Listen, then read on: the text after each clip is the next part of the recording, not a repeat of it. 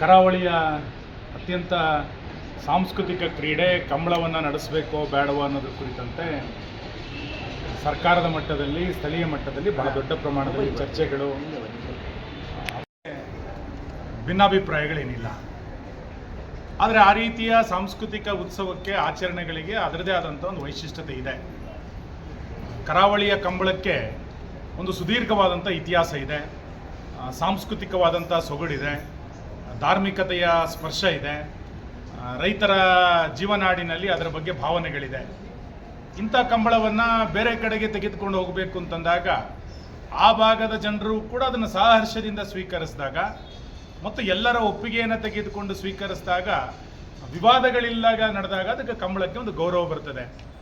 ಇವತ್ತು ಆಗ್ತಾ ಇರುವಂಥ ವಿವಾದಗಳನ್ನು ನಾನು ಗಮನಿಸಿದಾಗ ಎಲ್ಲೋ ಒಂದು ಕಡೆ ಸರ್ಕಾರ ಎಡವಿದೆಯಾ ಅಥವಾ ದಸರಾದ ಸಮಿತಿ ಏಕಪಕ್ಷೀಯವಾಗಿ ತೀರ್ಮಾನವನ್ನು ತೆಗೆದುಕೊಳ್ತಾ ಇದೆಯಾ ಅನ್ನುವಂಥ ಅನುಮಾನಗಳು ಬಹಳ ದೊಡ್ಡ ಪ್ರಮಾಣದಲ್ಲಿ ಬರ್ತಾ ಇದೆ.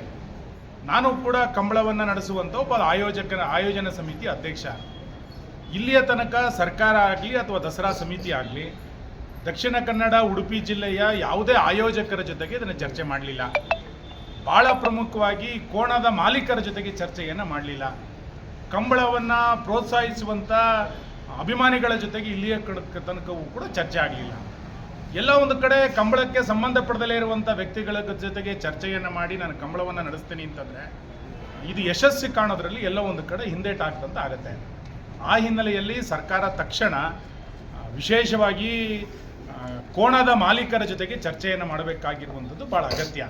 ಯಾಕೆ ಅಂತ ಕೇಳಿದರೆ, ಬೆಂಗಳೂರಿನಲ್ಲಿ ಈ ಹಿಂದೆ ಕಂಬಳಗಳು ನಡೆದಾಗ ಕೋಣದ ಮಾಲೀಕರ ಜೊತೆಗೆ ಎರಡು ರೀತಿಯಾದಂಥ ಅಭಿಪ್ರಾಯಗಳಿತ್ತು. ಕೆಲವರಿಗೆ ಒಳ್ಳೆಯ ಅನುಭವ ಆಗಿದ್ದರೆ, ಕೆಲವರಿಗೆ ಕೈ ಅನುಭವಗಳಾಗಿದೆ. ಕೋಣವನ್ನು 250-500 ಕಿಲೋಮೀಟರ್ಗಳ ಕಾಲ ಅದನ್ನು ಲಾರಿನಲ್ಲಿ ಪ್ರಯಾಣ ಮಾಡೋದು ಎಷ್ಟರ ಮಟ್ಟಿಗೆ ಸರಿ ಅನ್ನುವಂಥ ಚರ್ಚೆಗಳು ಕೂಡ ಕೋಣದ ಮಾಲೀಕರ ನಡುವೆ ಇದ್ದೇ ಇದೆ. ಆ ಹಿನ್ನೆಲೆಯಲ್ಲಿ ಕೋಣದ ಮಾಲೀಕರ ಅಭಿಪ್ರಾಯವನ್ನು ತೆಗೆದುಕೊಂಡು, ಆಯೋಜಕರ ಅಭಿಪ್ರಾಯಗಳನ್ನು ತೆಗೆದುಕೊಂಡು ನಂತರ ದಸರಾದಲ್ಲಿ ಕಂಬಳ ನಡಿಬೇಕೋ ಬೇಡ ಅನ್ನುವಂಥ ಚರ್ಚೆಗಳು ನಡಿಬೇಕಾಗಿರುವಂಥದ್ದು ಇವತ್ತಿನ ಅಗತ್ಯತೆ.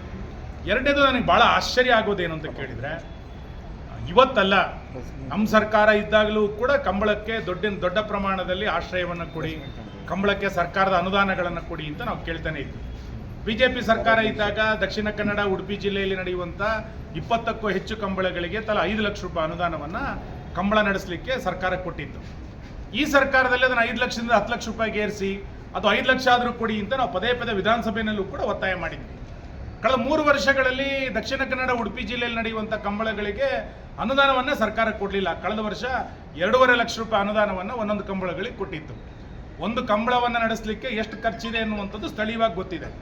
ಇವತ್ತು ದಸರಾದಂಥ ಒಂದು ಕಂಬಳಕ್ಕೆ 8 ಕೋಟಿ ರೂಪಾಯಿಯನ್ನು ಖರ್ಚು ಮಾಡುವಂಥ ಸರ್ಕಾರ ದಕ್ಷಿಣ ಕನ್ನಡ ಉಡುಪಿ ಜಿಲ್ಲೆಯ 20ಕ್ಕೂ ಹೆಚ್ಚು ಕಂಬಳಗಳಿಗೆ ತಲಾ 25 ಲಕ್ಷ ರೂಪಾಯಿನ ಕೊಡಿ. ನೀವು ಅದನ್ನು ಕೊಡದಲ್ಲ ಯಾವುದೋ ಒಂದು ಕಂಬಳಕ್ಕೆ 8 ಕೋಟಿ ರೂಪಾಯಿನ ಕೊಡ್ತೀರಿ ಅಂತಂದರೆ ಇದು ಕಂಬಳವನ್ನು ಪ್ರೋತ್ಸಾಹಿಸಿದಂತ ಆಗಲ್ಲ ಮತ್ತು ಕರಾವಳಿಯ ಕ್ರೀಡೆಯನ್ನು ಬೆಂಬಲಿಸಿದಂತ ಆಗಲ್ಲ.